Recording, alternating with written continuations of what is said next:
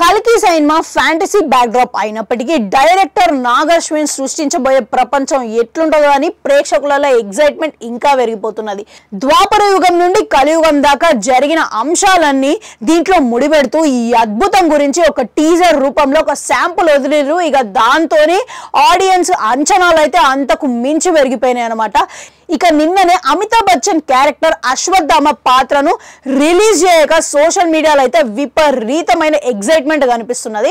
ఇక నిజానికైతే డైరెక్టర్ నాగ్ అశ్విన్ సాహసం తీసుకున్నాడనే చెప్పుకోవాలి. ఎందుకంటే ఇతిహాసాల గురించి ఇప్పటి 5G జనరేషన్కి ఐడియా లేని అంశాలను తీసుకొని ఇంకా వాటి గురించి ఎన్నో ఏళ్ల గురించి వాటి గొప్పదనం గురించి చెప్పాలని చెప్పేసి ఒక సూపర్ కాన్సెప్ట్ని రెడీ చేసి వాటికి మహాభారతాన్ని జోడించి ఈ థ్రిల్ మనకి చూపించబోతున్నాడు. ఇక అంతేకాకుండా ఎన్నో ఏళ్ల క్రితం జరిగిన సంఘటనల గురించి ఇక వాటికి ముడిపెడుతూ ఇప్పుడు జరిగిన ప్రమాదాలకి వీటి అన్నిటిని జోడించు ప్రభాస్ క్యారెక్టర్ భైరవతోని ఈ కల్కి జర్నీ అనేది మనకి చూపించబోతున్నాడు. ఇక దీని రిలీజ్ డేట్ అయితే ఇంకా సస్పెన్స్ లో కొనసాగుతూనే ఉన్నది.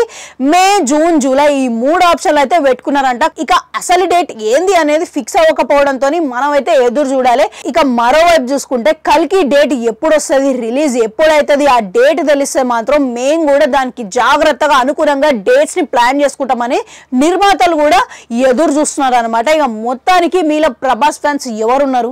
ఇక ఉంటే ప్రభాస్ కల్కి సినిమా కోసం ఈ రిలీజ్ కోసం ఎంతమంది ఎదురు చూస్తున్నారు అనేది కామెంట్ సెక్షన్ లో కామెంట్ పెట్టుర్రి. అట్లా 4 గంట ఉంటుంది, అది కూడా నొక్కురి. మళ్ళీ వస్తా.